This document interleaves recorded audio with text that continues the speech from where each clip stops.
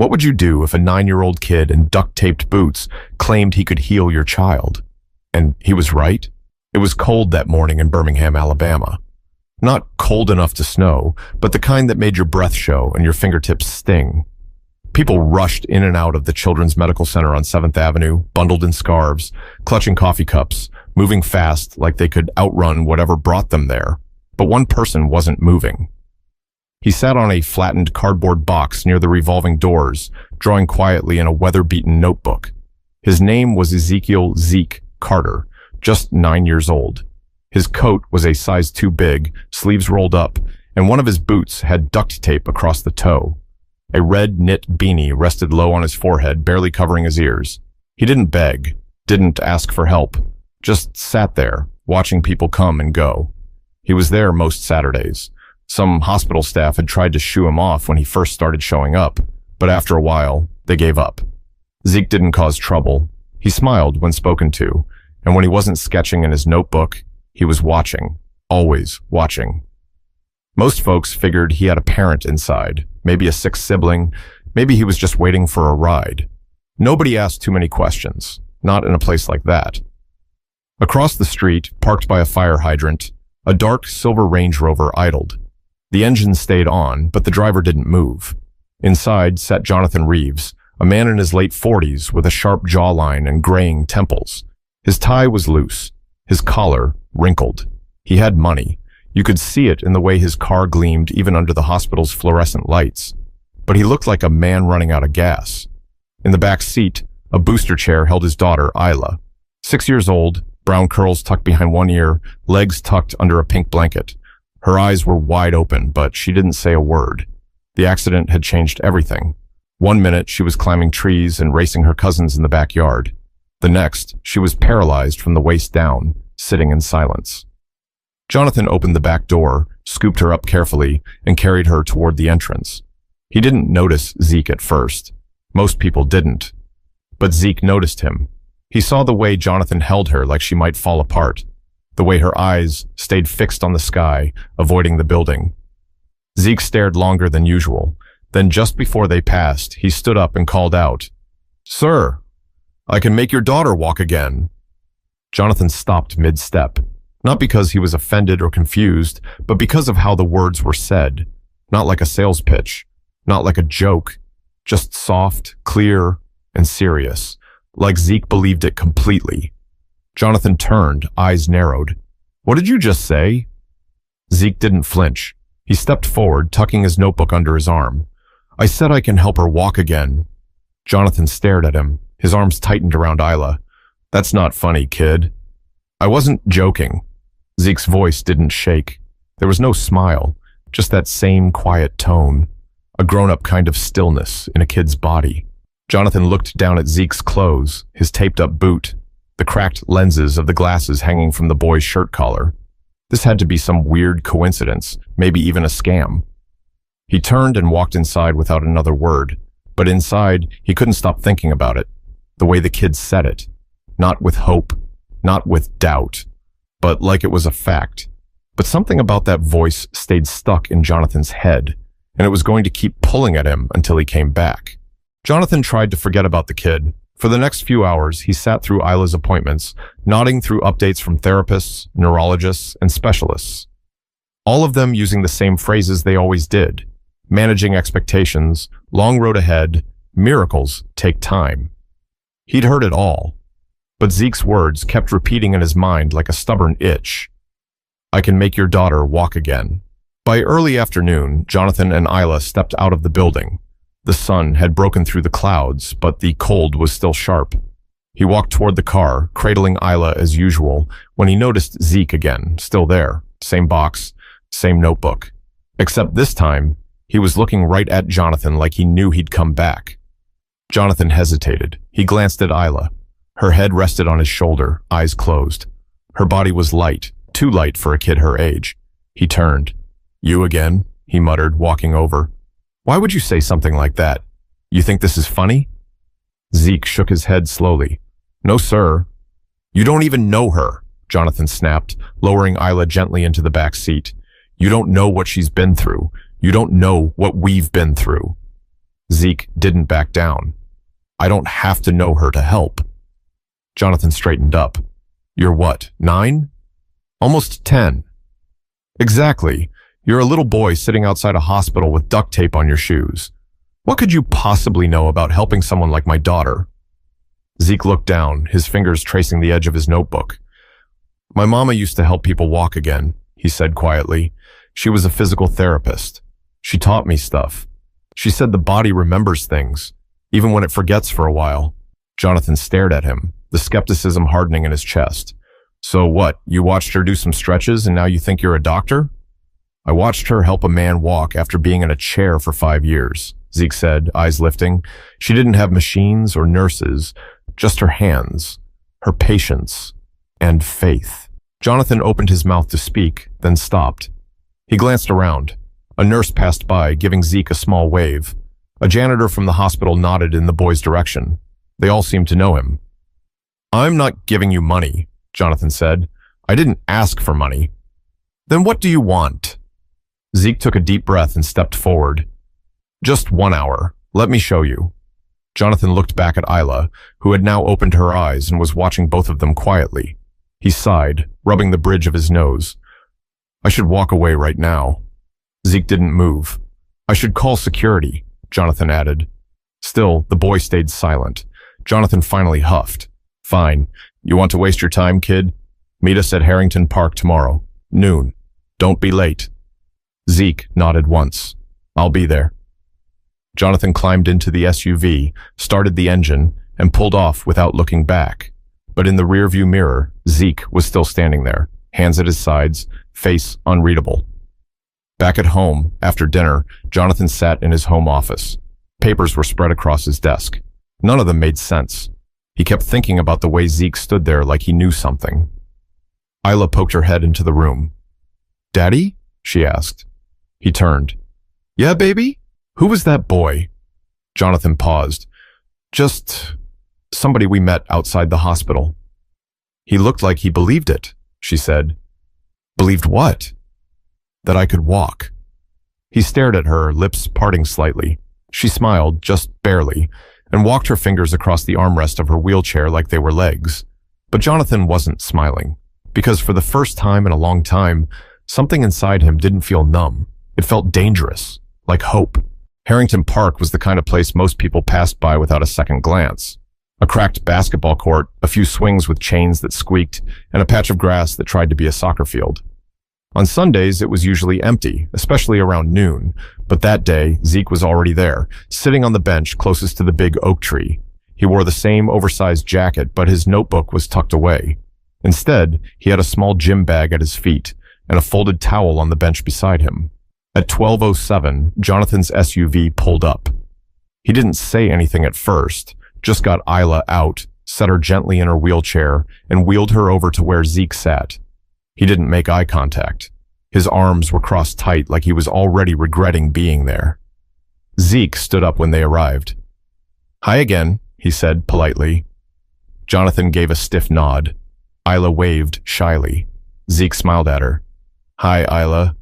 Her eyes lit up a little. Hi. Jonathan raised an eyebrow. How do you know her name? You said it yesterday, Zeke replied. I remember stuff. Jonathan didn't respond. He just gestured at the towel. So what now? Magic carpet ride? Zeke ignored the jab. No, sir. Just the basics. He opened his bag and pulled out a pair of socks, a tennis ball, a small jar of cocoa butter, and a plastic container filled with what looked like warm rice wrapped in cloth. Jonathan squinted. What is all that? Stuff my mom used, Zeke answered. The rice is for heat. Helps loosen tight muscles. The ball is for pressure points. Jonathan folded his arms again. Zeke turned to Isla. If it's okay, can I work with your legs for a little while? Nothing hurts, I promise. And if anything feels weird, just say stop, okay? Isla looked up at her dad. He sighed. You can try. Just be careful. Zeke knelt down beside her chair. He gently unwrapped the blanket from her legs and placed the warm cloth rice pack over her thighs. Isla flinched slightly. Too hot? He asked. She shook her head. It feels good. Zeke nodded and waited. After a few minutes, he began to gently move her legs, not yanking, not forcing, just small rotations, side to side, up and down. Jonathan watched closely, ready to jump in if something went wrong. But nothing did. "You ever do this before?" he asked, suspicious. Zeke didn't look up. "My mama used to take me to shelters after school. She helped veterans, folks who couldn't afford therapy, said everybody deserves to feel human again. I used to carry her bag." Jonathan raised an eyebrow. "And she taught you this stuff?" "Yeah, said the body don't always need fancy, just attention." He tapped lightly on Isla's knee with his knuckle. "You feel that?" "No," she whispered. Zeke nodded again, unfazed. "That's okay. I'll keep asking." He kept talking to her while working, asking about her favorite colors, her favorite food, what shows she liked to watch. At first, her answers were short, but then she started asking him questions. "Do you live around here?" "Kind of." "Do you go to school?" "I used to." "Why not anymore?" Zeke hesitated. "My mom got sick. Then she passed. Been trying to figure things out since." Isla looked down. "I'm sorry." Zeke gave her a small smile. "Thanks." Jonathan's posture softened slightly, but he didn't speak. After about 30 minutes, Zeke gently tapped her ankle again. "You feel that?" Isla blinked. "A little, like, pressure."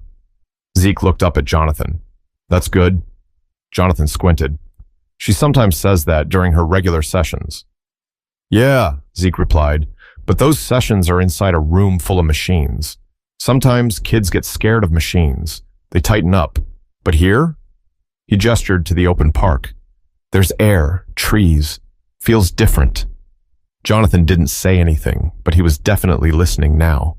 Zeke helped Isla stretch both legs, then gave her some simple movements to try with her toes. Just wiggling. She tried.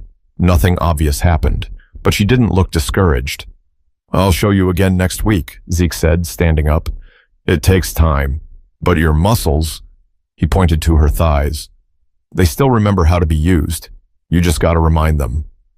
Isla smiled, bigger this time. "Okay." Jonathan cleared his throat. "We're not promising anything," he said quickly. Zeke nodded. "I'm not either. I'm just trying." Jonathan stared at him for a long second.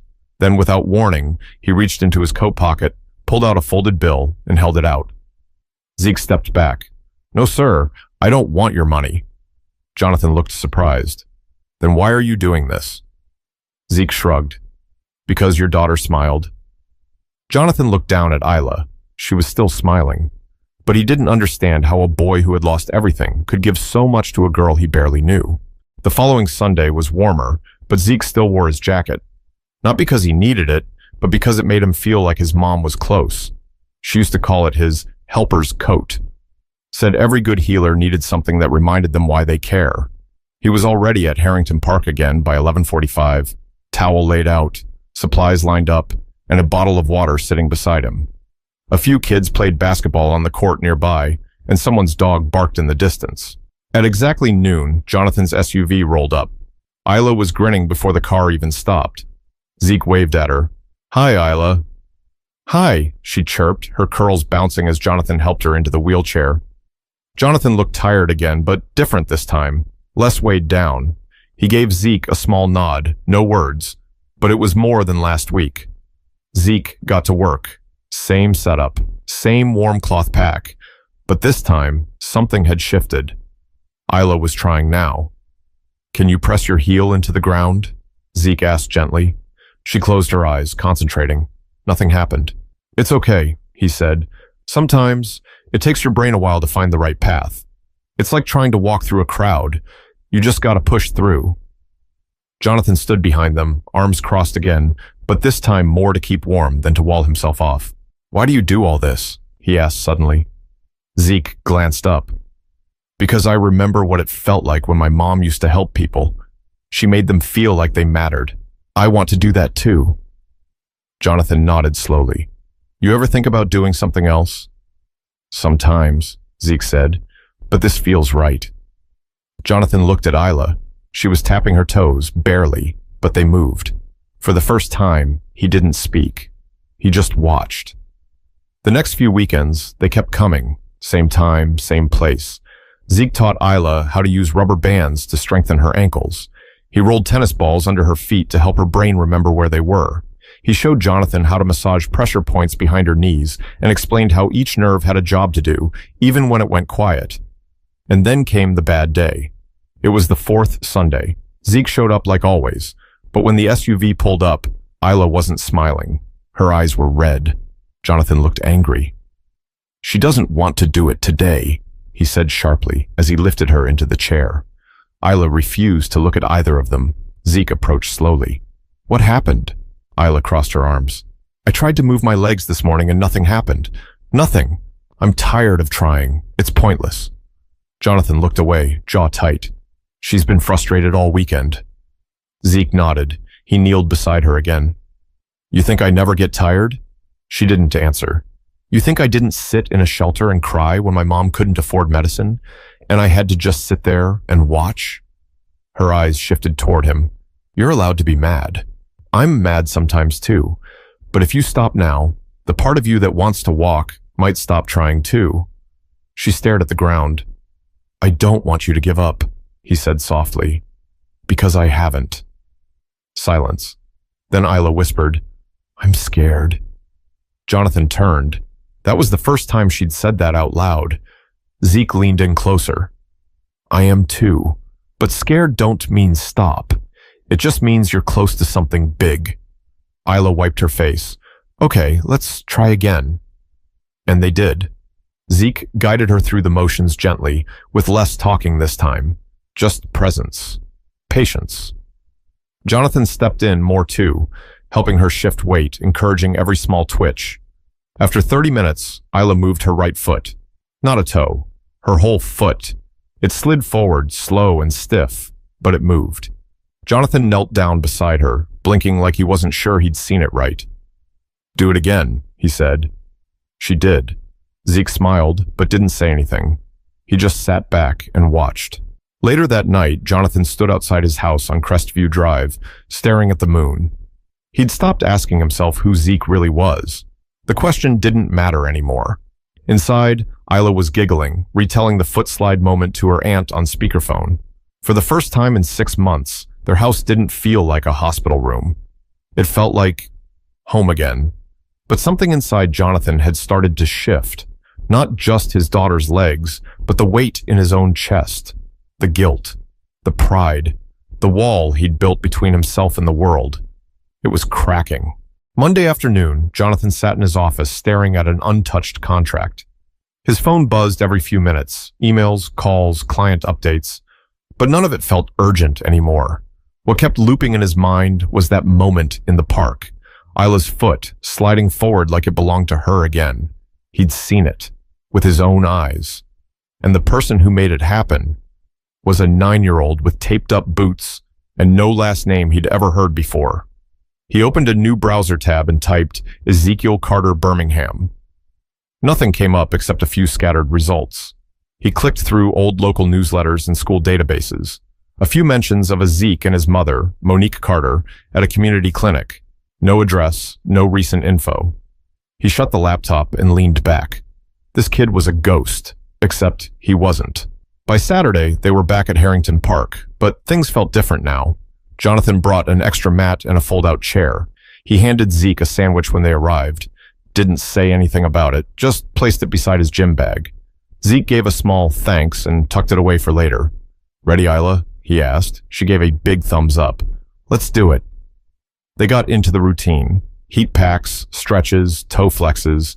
Today, Jonathan joined in fully. He sat cross-legged on the grass, doing each motion Zeke explained.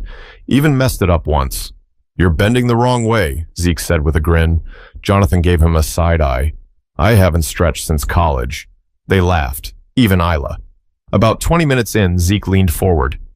"All right, Isla, let's try something different." He unfolded a belt from his bag and placed it under her knees, showing Jonathan how to hold each end. "She's going to try to lift both knees now. Just a little. We help balance her. She controls the movement." Jonathan blinked. "You sure?" Zeke nodded. "She's ready." They gave her a few seconds. Her brow tightened, eyes narrowed. She grunted softly, and then her knees lifted slightly, barely an inch, but they lifted. Jonathan looked at her, stunned. "You did that?" She smiled. "I did it." He swallowed hard. "You really did it." Zeke nodded slowly, eyes on the belt. "See? The body remembers. You just have to be patient enough to let it talk." Jonathan looked at him. "You're something else, kid." Zeke didn't respond, just started gently guiding Isla through the next stretch. After the session, as they packed up, Jonathan crouched beside Zeke. "Where do you go after this?" Zeke shrugged. "Around." Jonathan lowered his voice. "You got a place to sleep?" Zeke hesitated, then said, "Sometimes." Jonathan exhaled slowly, rubbing the back of his neck. "You ever think about coming to stay with us for a while?" Zeke's eyes widened. "You serious?" "I got a guest room. You wouldn't be in the way." Zeke looked down at his hands. "You sure your neighbors wouldn't mind a kid like me?" Jonathan gave a short laugh. "Man, after what you've done for my daughter, they'd better not say a word." Zeke didn't answer right away, but Jonathan could see the wheels turning. The next morning, Zeke stood outside Jonathan's home, backpack slung over one shoulder, a rolled-up blanket tucked under his arm. Jonathan opened the door in sweatpants and a coffee mug in hand. "Right on time," he said. Isla ran to the front hallway. "Zeke!" He smiled. "Hey, superstar." Jonathan stepped aside. "Welcome home." The days that followed were quiet but meaningful. Zeke got his own room, a soft bed, clean sheets, and a small desk. He didn't say much, but he never missed a morning stretch with Isla. She was moving both feet now, not walking yet, but the wheels were turning. Her brain was reaching out to her legs, like it remembered the connection. One night, as Jonathan cleaned dishes, he paused and leaned on the counter. "Zeke," he said over his shoulder, "you ever think about going back to school?" Zeke, who was sketching at the kitchen table, glanced up. "Sometimes." Jonathan nodded. "You're smart. You could go far." Zeke tilted his head. "I want to help people walk again, like my mama did." Jonathan turned to face him. "Then let's figure out how to get you there." Zeke gave a small smile. "Okay." They didn't say much more that night. They didn't need to. But for the first time in years, the Reeves household wasn't full of silence. It was full of small noises that meant life, footsteps, laughter, scribbles, and healing. It started with a nurse from the Children's Medical Center. She was walking her dog through Harrington Park one Sunday morning and spotted a familiar face, Isla. She hadn't seen her outside her wheelchair in months, let alone smiling, lifting her knees, moving her toes. And standing beside her was the same quiet kid who used to sit by the hospital doors every weekend. She didn't interrupt, just watched from a distance for a while. Then she went home and told her sister, who happened to work in patient services. A few days later, a physical therapist at the hospital mentioned to Jonathan, "Hey, someone told me Isla's improving. That true?" Jonathan nodded. "Yeah, thanks to someone we weren't expecting." Word spread fast. The next time they showed up to Harrington Park, 2 other families were waiting at the bench near the big oak tree. One had a boy who used a walker. The other, a girl recovering from a stroke. Both parents had heard about the kid who helped the Reeves girl move her legs again. Zeke looked at Jonathan. Jonathan looked right back at him. "You don't have to," he said quietly. Zeke adjusted the strap on his bag. "I want to." He gave up his usual time with Isla that day to work with the 2 new kids. He showed their parents how to use the same towel stretches, how to warm the rice packs just right, how to encourage without pushing too hard. And he talked to the kids, not at them. "You're not broken," he told one of them. "You're just learning a different way to be strong." Isla watched everything from her wheelchair, her hands folded in her lap. She didn't complain once. Later that afternoon, on the drive home, she said, "I like watching him help people." Jonathan glanced at her in the rearview mirror. "Yeah?" "Yeah. It makes me feel like I'm part of something good." He smiled. By the next weekend, 5 families showed up. The week after that, it was 11. A local pastor brought folding chairs. A nearby diner started dropping off bagels and coffee. Somebody printed flyers that read, "Free movement classes, Sundays at noon, Harrington Park." They didn't mention Zeke's name, but everyone knew who it was. A local reporter showed up with a camera and a notepad. Jonathan pulled Zeke aside. "You okay with this?" Zeke looked around, at the families, at the kids moving their limbs, at Ayla laughing with a girl on a walker. He nodded. As long as it's not about me, it's about them. The reporter wrote her piece. It ran on the second page of the Birmingham Sunday Post under the headline, 9-year-old with a gift helps dozens heal in a city park. They didn't share his full name. Zeke asked them not to, but people found out anyway.